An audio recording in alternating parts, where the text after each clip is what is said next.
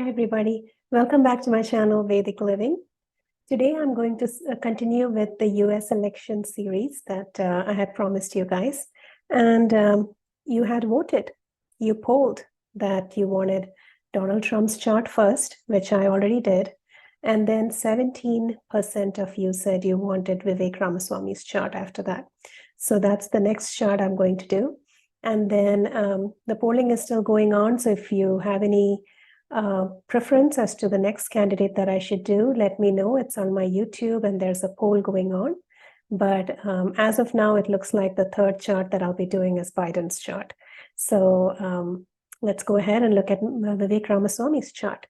As always, I want to remind you, when I do these political predictions and when I look at charts of celebrities, I'm not biased in any way. I'm truly interested in the research and educational approach here. I like looking at these charts just to kind of understand how the planets in the sky are affecting lives of us human beings down here on this planet.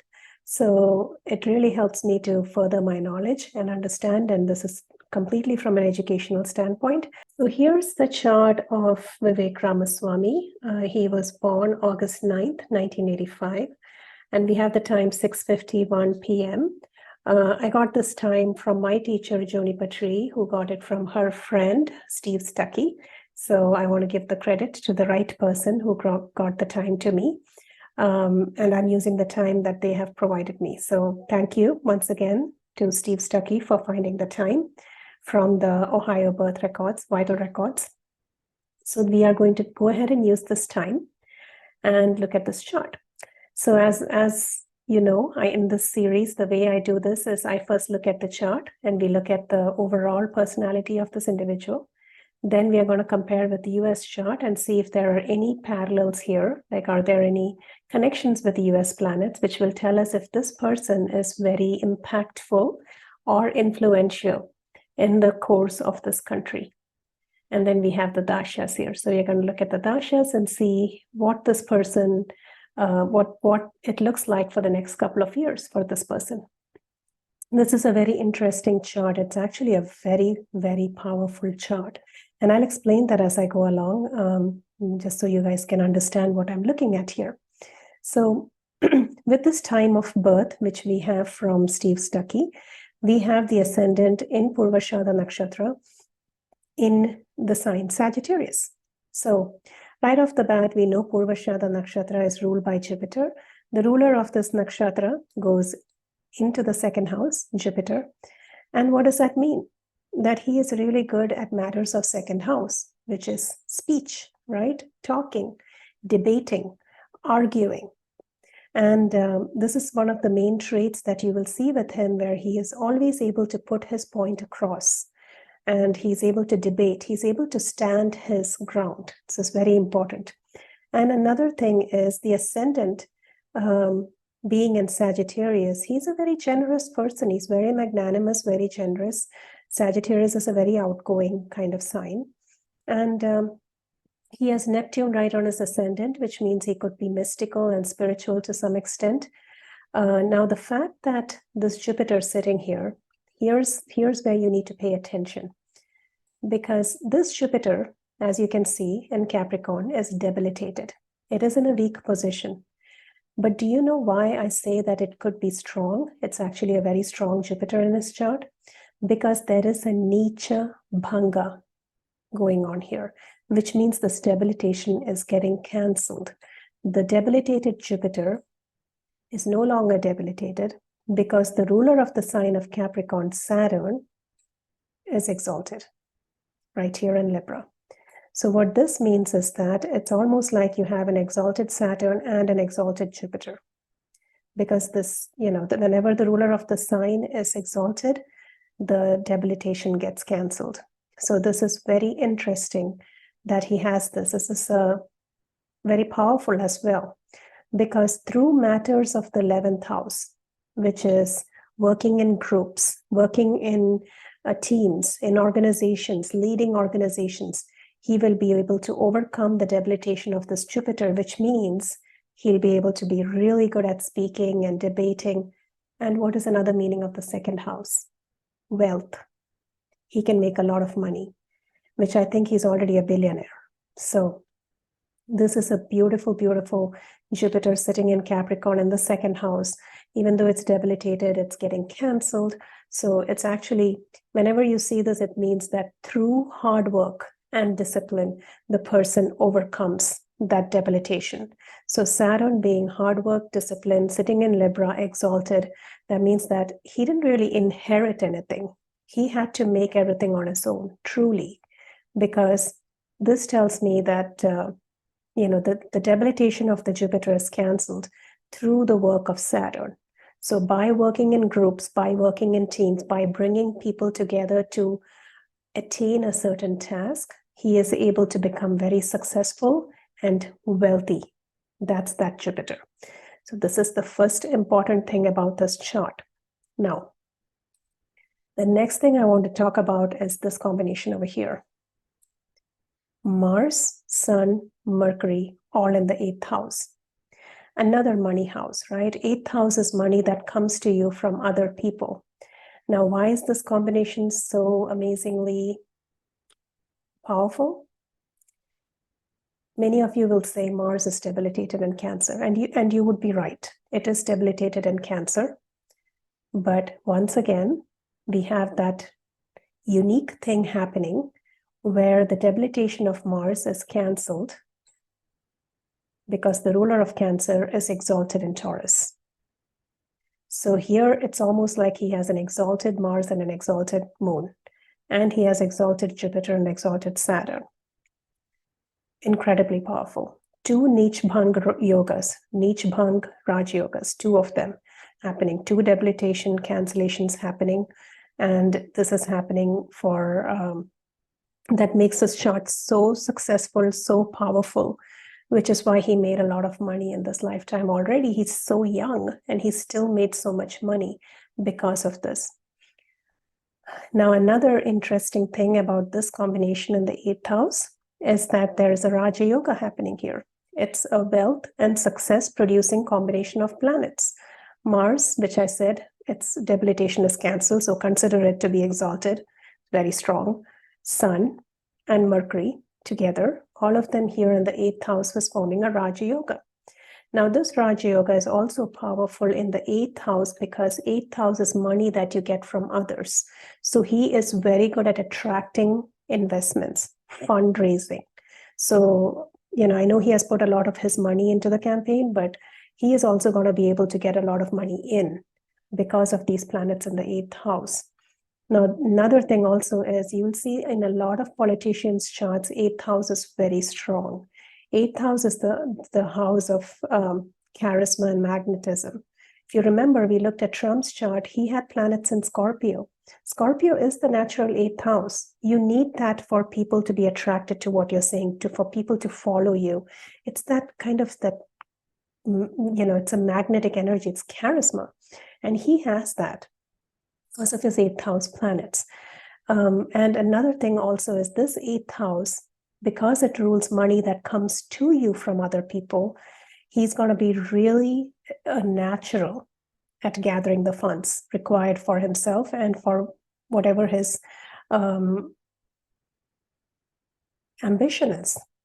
Now, and also remember, the ruler of this 8th house, Cancer, 8th house ruler, is going into the 6th house. That's another Raja Yoga. Not only is the ruler of the 8th house exalted, sitting in Taurus, it is a Raja Yoga because this is called a Saral Viparita Yoga, which means through hardships, through difficulties, through transformative experiences in life, this person becomes a king or becomes very successful. So he has multiple Raja Yogas going on, right? I mean, at the first look, you see planets in the 6th and 8th, and you think, oh, this is tough. But I know he must have had a tough life as a child, but this combination over here, it's the reason why he's successful. Now, also remember, the 6th house is the house of health, well-being, healthcare, law, legal matters, conflict resolution. All of that is the 6th house. And because this Raja Yoga combination, the dispositor of this is the 6th house moon, and the 6th house moon is also causing a Saral Viparita Raja Yoga, it means that he finds his success through 6th house matters, right? So he has, if when I read Wikipedia, I saw that he did his undergraduate in biology, and he straight A student, right? I'll talk about his intelligence in a little bit, but biology, 6th house, that's 6th house. He did his graduate studies in law at Yale, 6th house, legal matters. And also his company that he started was a healthcare company. That's again 6th house. So his life has been completely in line with this chart so far. And we'll talk about his political ambitions too. But so far it seems that everything's absolutely matching. And I'm thankful to Steve Stuckey for finding the time, because Ascendant really did put things in perspective, right? So he has multiple Raja Yogas, Viparita Yoga, Nichbanga Yoga, just regular Raja Yoga. He has all kinds of stuff going on here. Even from a Gemini standpoint, Mars being the Putra Karaka and Mercury being the Amatya Karaka, that's a 4th Raja Yoga. 4 Raja Yogas in this chart so far. Okay, and if I keep looking, I might find more, but there's a lot going on here. Now, this Saturn-Ketu combination here, exalted Saturn and Ketu in the 11th house. Like I said, he is incredibly hardworking, disciplined. He does things with a staunch purpose, and he sticks with it. Okay, but the 11th house is also your friends, people who are your connections. Exalted Saturn there means that he has really powerful friends. He knows people in high places, powerful places, and he always will. And another thing, Saturn being there in the 11th house, he always makes friends with people who are older than him. Saturn is elderly, right? Older people. So more mature, more responsible, more older people are his friends. So he learns more from them, right? Because when you always associate yourself with people who are at your level, you're kind of, maintaining the status quo. But when you associate yourself with people who are more experienced, you're learning all the time. And I think that's one of the tricks here, because he's constantly learning and imbibing knowledge, because he keeps company and has friends in very high, powerful places. Plus, they're older people who have already had a lot of experience. Okay, so you'll see a lot of people calling him a rookie and all those things, but I think because of the Saturn being in the 11th, he will learn really fast.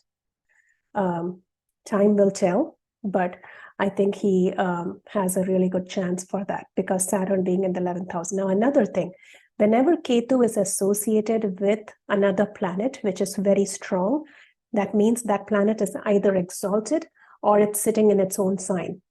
It makes it even more powerful.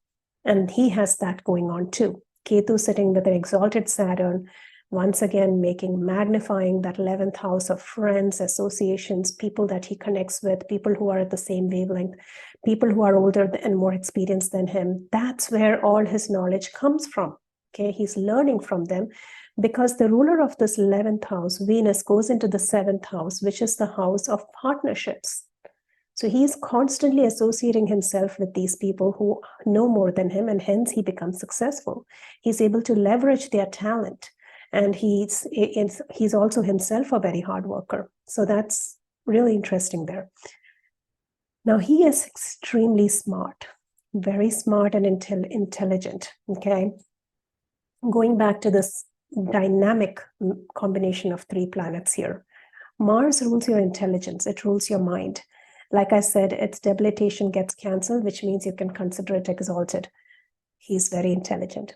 He can think out of the box. He is a very out of the box kind of thinker. He's very intelligent. He's also got bookish knowledge. It's not always that you have both of them. It's one or the other most of the time.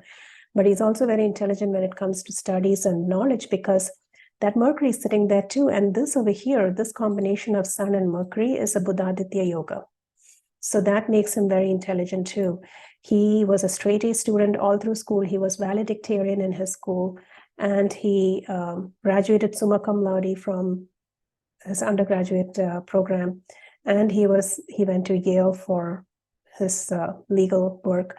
And another thing is Mercury being here, he has written books. Mercury is authorship, it's writing.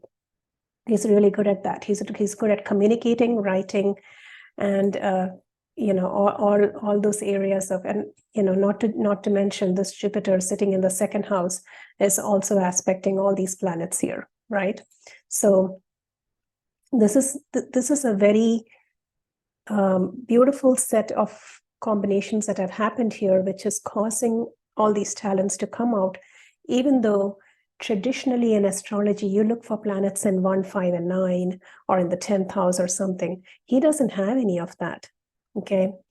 But he has all these planets in difficult placements, causing a slew of Viparita Raja Yogas, which means success through hardship, right? So that's the reason why he's becoming more and more successful. And this over here, this combination of the 8th house Raja Yoga planets being ruled by an exalted moon from the 6th house is the reason why, if you remember in the first debate, everybody ganged up on him. Everybody was trying to attack him. That's 8th house, right? 8th house is humiliation. It's all kinds of disgrace, public humiliation. 6th house is conflict, enemies. He had that going on. But because of this combination where the ruler is exalted and the Neech Bhang is happening, the Viparita Raja Yoga is happening, that's why he came out of it more in the limelight. Through those hardships of people attacking him and his public humiliation, he becomes more successful. He keeps going up. And that's how these Viparita Raja Yogas work. So don't let this misguide you. When you look at a chart and you see planets in the 8th and the 6th and the 12th, don't think that's all bad. The 8th ruler in the 12th, the 12th ruler in the 8th, all those are causing Viparita Raja Yogas. This person will be immensely successful. Okay, so you have to look further in, you have to look deeper. And these are the people who, through those hardships, it's like, putting a piece of coal through pressure and it comes out as a diamond. It's that kind of situation here. So very, very powerful. Now, 6th house is the house of health and healing. And he has that moon there. Moon is the mother. It's the Karaka for mother. It's sitting in the 6th house of health and healing. His mother was a doctor. She was a psychiatrist, right? Another thing, in Gemini astrology, this moon is the Dara Karaka, which is the indicator for the spouse in a person's chart. His wife is a doctor. So you see how astrology works. It's fascinating how this always comes together. And wherever the Dara Karaka sits, you can see the quality of the wife or the spouse. Wherever the moon is sitting, you can see what the mother did, how the mother's life was.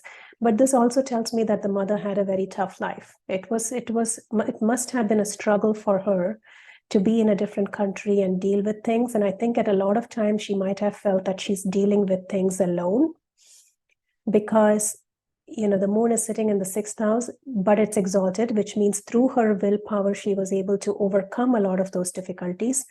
And he has planets in the 11th.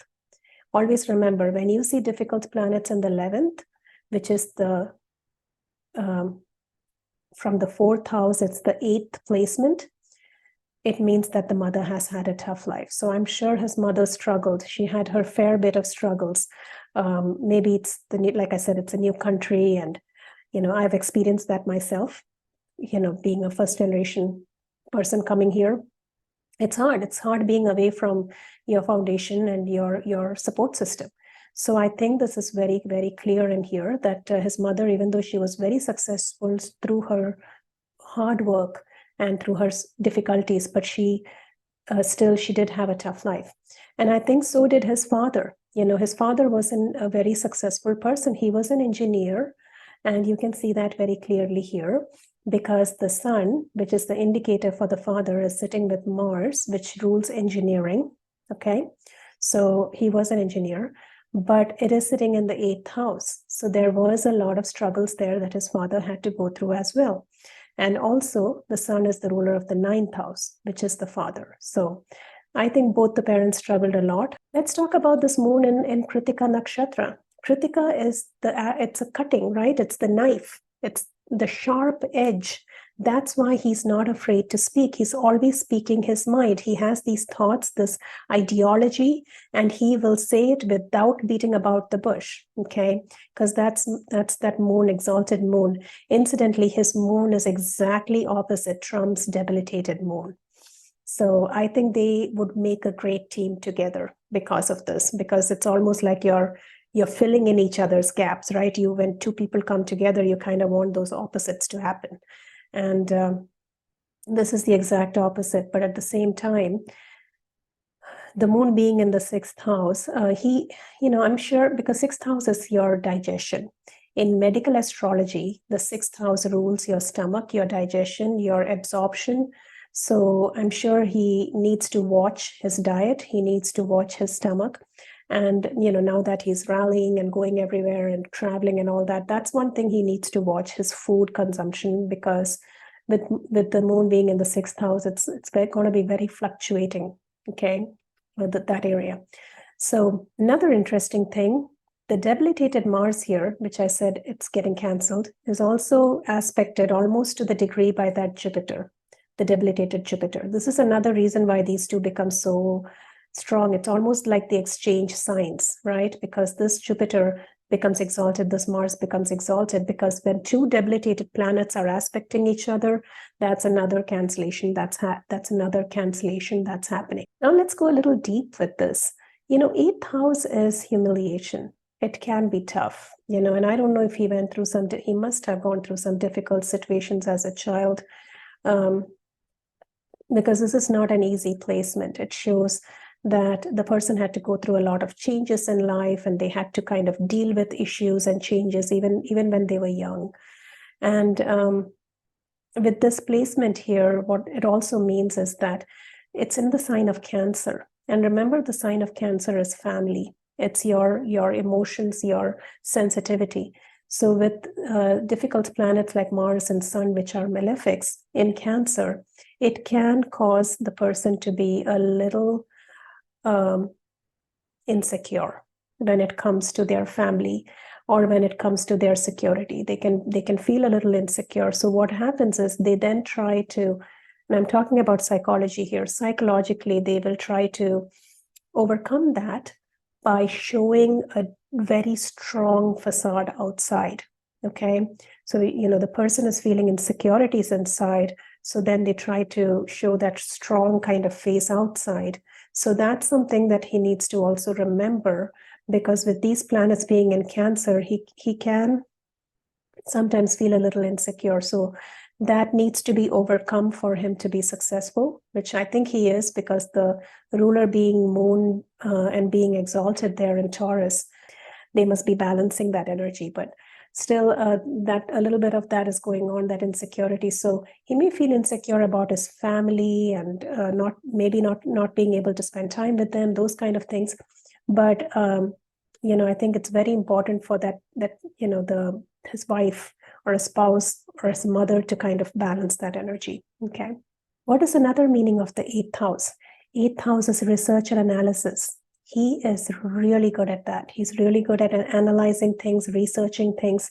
And I'm sure his pharmaceutical company also, he has put a lot of that kind of research in, because this tells me that when he needs to find an answer, he will find it. He's very hardworking, very diligent. This Mars is also aspecting the Saturn here. Remember, Mars-Saturn combination makes people almost like go-getters. They don't give up, okay? He's not going to give up. And this also makes him very good at research and analysis. He's not going to take decisions very lightly. He will depend on people around him, but at the same time, he likes to put in his own research. Now, his Rahu comes in the fifth house. Fifth house Rahu. Now, fifth house is also intelligence, right? It's your mind, it's your brain. Rahu in the fifth house, once again, tells us the same story, right? He's really good at what he does, but Rahu can make him a little over the top. He can be a little too much sometimes, because Rahu is like, it's this overflowing cup almost, right? You are like, your energy can be sometimes like too much. It can be, obsessive at some levels. So That's something he needs to watch too, because the Rahu being in the 5th house. Now, also, I've told a lot of people, whenever the nodes come in the 5-11 axis, he has a lot of karma through his kids. So he'll be very close to his kids. He'll try to always spend more time with them, because this is past life karma through children. Okay. Now let's look at where his chart is intersecting with the United States chart. So right off the bat, you can see Venus 15 degrees in Gemini, and he has Jupiter. United States Jupiter is 15 degrees of Gemini. And then you can also see is Jupiter at 17 degrees of Capricorn, is almost on United States nodes. It's not exact. It's almost on it. Okay, so I would say a little more than a degree away from it. So there are a couple of connections here between the two charts, enough for me to say that he's going to make a mark here. Okay, he's not going to be forgotten. And another thing is, by the way, when you have planets in the 8th house, you always are remembered. Okay, because here's the thing, 8th house is that like I said, it's the charisma. You know, John F. Kennedy had the same combination of planets in the 8th house, almost the same. He had Mercury and Mars, I believe. So it's that, right? It's the young blood. It's that charisma. It's that attraction factor. It's magnetism. So he does have that, but he has to be careful, because the 8th house can also mean humiliation on the public stage. It can mean difficulties. It does mean endings. So, you know, this is something he needs to remember when he's speaking, because, you know, sometimes he can be a little impulsive. That Sun-Mars combination can make a person very impulsive. So you can say something which, you know, you may not intend to say it, but you may say it, and then later on you'll regret it. So that's one thing that I would kind of caution him to watch for, because this combination over here can sometimes make a person very impulsive, and they can jump into things, and you know. But I think the fact that the ruler is exalted here will kind of offset that a little bit.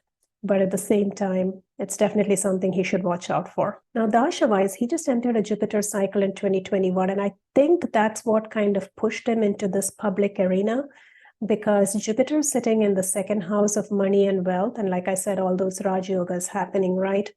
And also the fact that it's been aspected by this Mars, which is the ruler of the 12th house, which is foreign relations, and the Sun, which is a leadership planet, and Mercury, which is the ruler of the 7th and 10th. So it's a career planet, is also aspecting that Jupiter. So it is really going to push him into the limelight. If he didn't do this, he would have started another company that became immensely successful. So this would have definitely done that. But when he went to the Jupiter cycle, he triggered that thought almost, you know, to run for the elections. I'm pretty sure it came in at that point. And right now he's in the first leg of this, which is Jupiter. When you're in a certain dasha, the transit of that particular planet becomes very, very powerful. During the time of the first debate, Jupiter was right here on his Rahu in the 5th house, which means he was noticed. Okay. It would have been tough because of the earlier thing I said with the 6 and 8 planets. He's always going to be in those kind of situations where he's being attacked. There's no doubt about it. Okay. It's always going to be that situation with people attacking him, and, you know, the humiliation and all of that is going to happen. But because Jupiter was on the Rahu, and it was also opposing his Saturn here in the 11th house, that was during the first debate, he was noticed. This aspect will happen 2 more times in the next few months. So that's one to watch out for. Now, here is where it gets really interesting. Around mid-October, Uranus will aspect his Saturn. So that's going to be a sudden, unexpected event that happens, which is going to push him forward, or, you know, because it's Uranus, it can sometimes even cause difficulties. But I think it's money coming to him, because Saturn is causing a Dhana Yoga here. It's the ruler of the 2nd and the 11th. By the way, Trump had the same thing, ruler of the 2nd and the 11th. It makes people incredibly wealthy. So the fact that he has this particular aspect happening mid-October, I think it's going to really be a good thing for him, because it's going to push him forward and put him in the limelight for sure. And another thing is, around April timeframe, April of next year, 2024, Jupiter and Uranus will come together at 27 degrees, once again aspecting his Saturn. Also an important transit, you know, Jupiter Uranus coming together, like I said, is you see that in like lottery, you know, winners charts. And of course, Jupiter and Uranus have been on his Rahu this whole time, which is why I think he's increasing in popularity. But at the same time, it is aspecting his Saturn in April of next year, which means a big event is happening. That's really, it's a good event for him because Jupiter is you know, it'll bring him expansion and growth. But there is a law in astrology that if a planet is ruling two Kendra houses, like Jupiter rules his first and fourth, it may not be that good either. So we need to watch that to see what happens. But it's definitely a big event that's happening and it's unexpected. That's Uranus. It could be a lucky windfall, but it can also bring some trials and tribulations to him. Okay.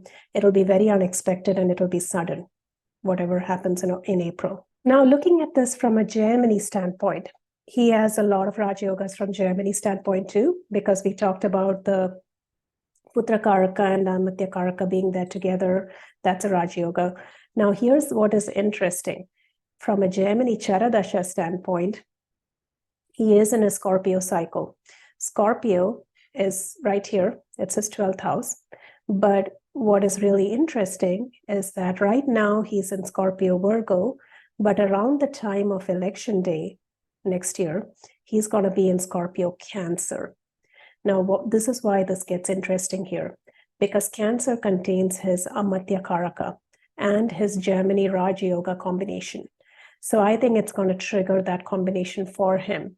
This guy could really go far with this, okay? This is very close to the possibilities that I saw in Trump's chart too. But like I said, Trump had kind of a tough, rough patch in between that he needs to get through to be able to get there. But in his case, it's very clear, okay? He definitely has the potential to go far because of the Raj Yoga, because of the connection with the United States chart, and because even from a Charadasha standpoint, he's activating that Cancer sign with the Amatya Karaka being there. Now let's see what happens at the time of the election. The time of the election, Jupiter will be exactly on his moon. It won't be exactly, it would have gone over his moon during summer 2024, but it will be, Jupiter will be in Taurus on his moon with Uranus, which means there is a sudden unexpected event also again with him, with being on its moon. It will bring him growth and expansion in his 6th house, but he still has a lot of enemies and opponents because it's happening in the 6th house of enemies and conflict. Okay, so he has a lot to overcome during, before, and after the elections. There's a lot because it's just there in his chart. And, you know, one of the things that will really help him, and if I could advise him, is that, you know, he needs to think about what he's saying, because this impulsive nature could be what really ends up being a Achilles heel for him. It can be tough with that impulsive nature and his speech being so impulsive. And he needs to really depend on a team that is good and an experienced team that can help him. That's very important. But at the same time, this combination over here, especially with Jupiter activating his moon during that election time frame, and not to mention Jupiter is not only on his moon, it's also aspecting his natal Jupiter in the 2nd house, bringing him wealth and gains. So, you know, this is looking like a very powerful, very strong chart for a contender, okay? I think he can go far with this. The most important dates when Jupiter will be aspecting his natal Jupiter is July 2024, June 2025, and February 2026. These are the time frames that his wealth will come in. He'll make a lot of wealth, money. He'll be very good at speaking, debating, getting things done. But this is, you know, even from the election day standpoint, it looks very promising for him. Mars will be on his natal Mars, giving him the ability to crush the opponents and giving him the ability to oppose the humiliation or the humiliating situations people are putting him in. He'll be able to oppose it. But at the same time, Mars in the 8th house, he has to watch his health and he has to watch his well-being during this time for sure. Okay, there's some tough things too with the Mars being in Cancer. It's very volatile, but it can also activate his Raj Yogas here. But I think there will be a price associated with that. So once again, great chart, great potential here.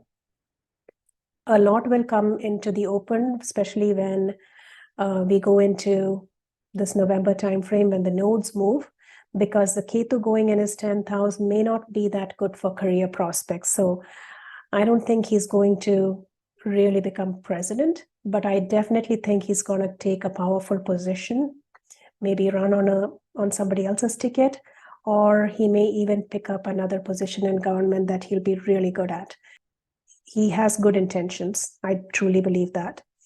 But he needs to make a few changes by looking at this chart. By the Saturn and being in the 11th house, he needs to depend on more experienced people and his team to make him successful. He needs to have a team to make him successful. And I think he can go really far and really deliver on his promise to the country based on that. But the Mars being in the 8th house, he has to be careful and he has to watch. So that's definitely something I want to say. So that was my analysis of Vivek Ramaswamy's chart. And like I said, you can continue the polling on my YouTube. And if there's somebody else that you want me to look next, you can tell me. But if not, the next chart will be President Joe Biden's chart. And we'll be looking at that in detail. Thank you so much for coming back and watching and for subscribing and for supporting my channel. I truly appreciate all of you, every single one of you. Thank you.